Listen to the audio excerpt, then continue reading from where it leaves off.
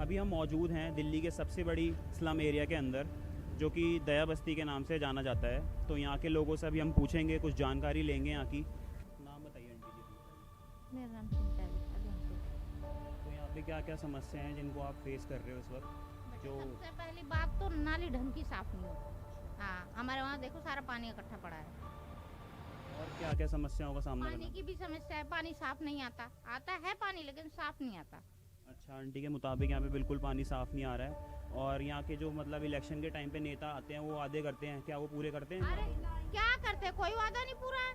क्या वादा पूरा है? गरीब आदमी के लिए तो भैया कोई वादा पूरा नहीं है।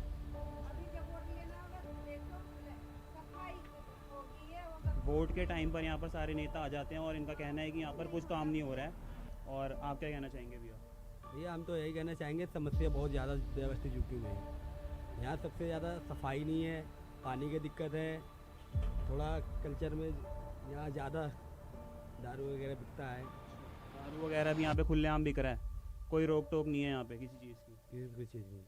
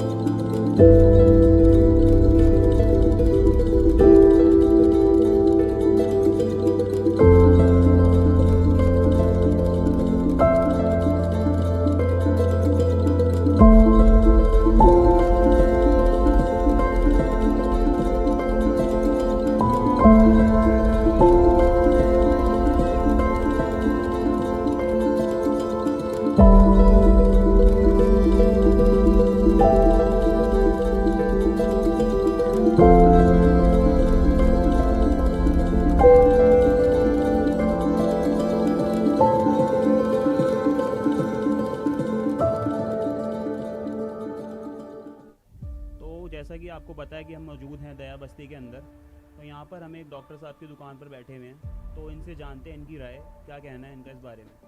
सर आपका नाम? सबसे पहले आप लोगों का बहुत बहुत धन्यवाद कि आप जे कलेक्टर में और इनकी समस्याओं की रिपोर्टिंग कर रहे हैं। इसके लिए बहुत बहुत धन्यवाद। तो समस्याएं आप देख ही रहे हैं जिस तरह की हैं, तो इस बारे में हम आपको जानकारी के लिए बताना चाहेंगे और आप देख भी रहे हैं। आप देख रहे हैं कि यहाँ साफ़ सफाई नहीं है और सरकारें आती हैं, इनके वोटों के टाइम आते हैं, इलेक्शन के टाइम आते हैं, बाद में इनकी तरफ कोई ध्यान नहीं दिया जाता है। आप जान सकते हैं कि एक मौलिक अधिकार होते हैं, मानवाधिकार, सबको समान तरीके से रहने का एक अधिकार है। अगर झुग्गी वाले हैं, सरकार इनको घर नहीं मुहैया करा सकती है, ये उनकी कोई परिस्थिति रही हो या मजबूरी रही हो सरकारों की, नहीं करा पाए, लेकिन ये लोग यहीं रह रहे हैं तो इनकी साफ सफाई तो करा ही सकते हैं। हम देखते आ रहे हैं कि जो भी बजट पास होता है गली खरंजे के लिए कुछ भी, तो जे कलेक्टर के लिए अलग से बजट नहीं किया जाता है, और नहीं किया जाता है तो यहाँ की स्थिति ऐसी रहती है जैसी कि आप देख रहे हैं अभी, और आपने देखा ही होगा अभी गली कूड़े नाली पड़ रही हैं, पानी सड़ा हुआ आ रहा है, जिसे आप पीने तो बड़ी बात है, शायद आप हाथ भी नहीं धो सकते उससे, ऐसा पानी सप्लाई होती है। तो क्या ये इंसान नहीं है? सरकार इनसे बनती है, इनके वोट से बनती है, और सरकारें जब बन जाती हैं तो कोई ध्यान, कोई पूछने वाला भी नहीं है। रिपोर्टिंग के नाम पे आप आ गए हैं, इसके लिए मैं बहुत बहुत धन्यवाद पुनः फिर करता हूँ, नहीं तो कोई भी रिपोर्टिंग भी नहीं करता इन लोगों को, सच बात पहुँचाता नहीं। कई बार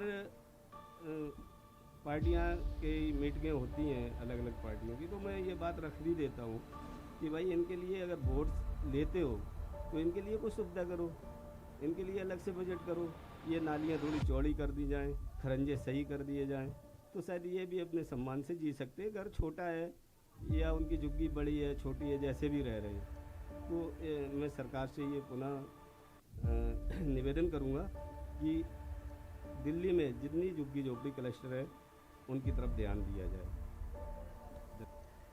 हम सर से एक क्वेश्चन और पूछना चाहेंगे। सर आपके पास जैसे कि यहाँ पे बहुत लोग रह रहे हैं, तो कैसी कैसी बीमारियाँ आपके पास आते हैं वो लेकर?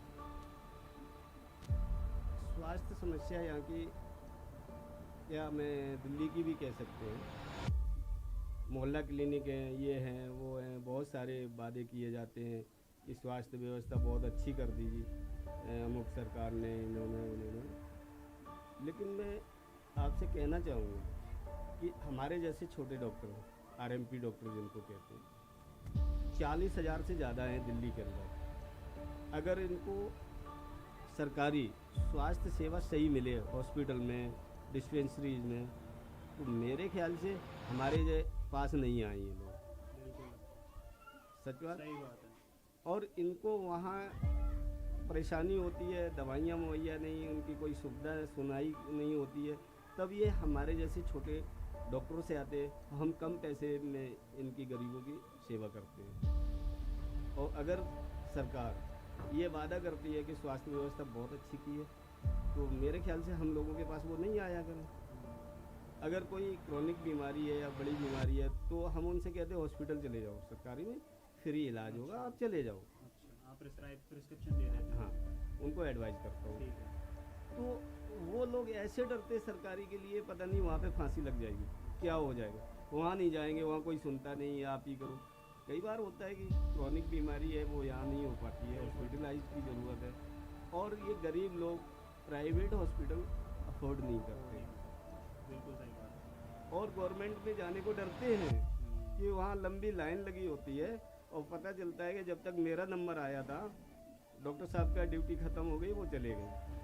अच्छा, ये सबसे बड़ी परेशानी है उनको सामना करना पड़ता है। और मैं तरह की स्वास्थ्य की व्यवस्था है, और हम इसे दया बस्ती झुग्गी की बात नहीं कर रहे हैं, समुचित जे क्लस्टर है, आप और कहीं पे भी जाएंगे शायद इसी तरह की समस्याएं आपको बताएंगे स्वास्थ्य से। बिल्कुल सर, धन्यवाद अपना टाइम देने के लिए हमें, और ऐसा ज्ञान देने के लिए जो कि लोगों के पास तक पहुंचता नहीं है। सर ने ये भी बताया कि डिस्पेंसरी में इनको दवाइयाँ बिल्कुल नहीं मिलती हैं, जिसके चलते ये यहाँ पर आते हैं, और सर इनको प्रिस्क्राइब करते हैं गवर्नमेंट हॉस्पिटल में जाने के लिए अगर कोई क्रॉनिक बीमारी होती है, पर वो ये भी मतलब डरते हैं जाने के लिए कि मतलब बहुत ज़्यादा भीड़ होगी वहाँ पर, और प्राइवेट हॉस्पिटल्स को ये बिल्कुल अफोर्ड नहीं कर सकते, तो यहाँ की मतलब ये समस्या भी चल रही है।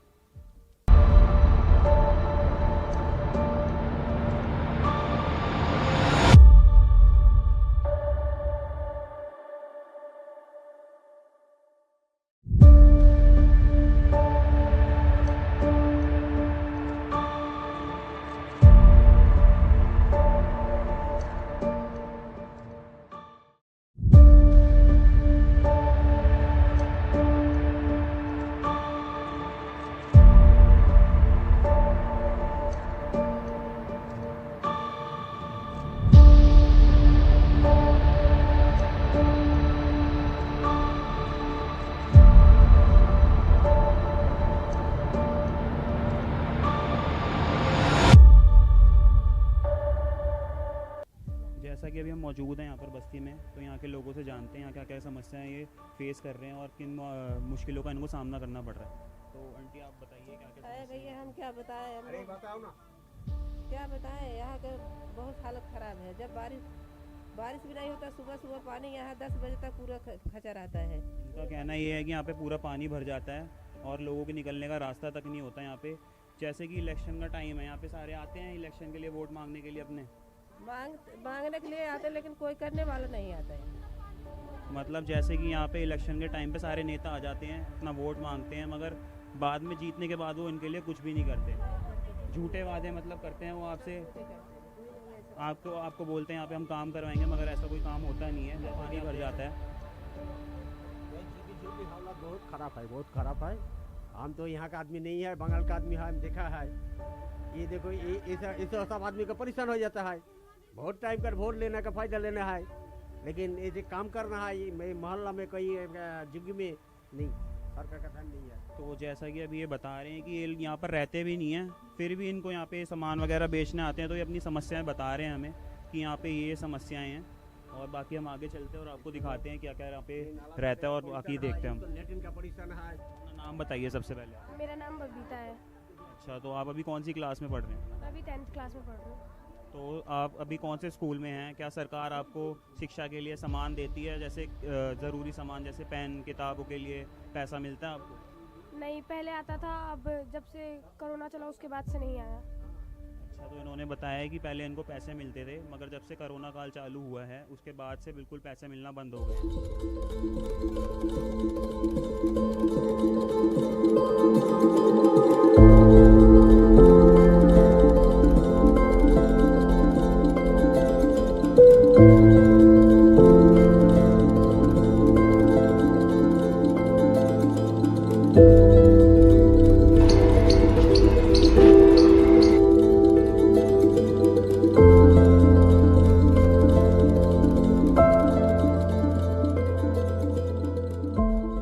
साफ सफाई का बिल्कुल भी ध्यान नहीं दिया जा रहा है।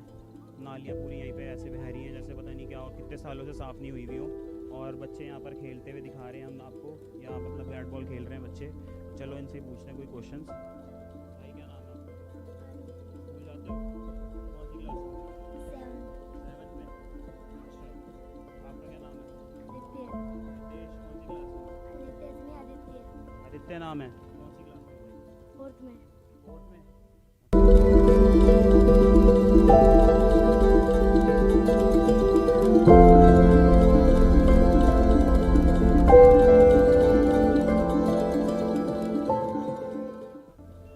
अंकल अपना नाम बताइए। मेरा नाम रामवद है।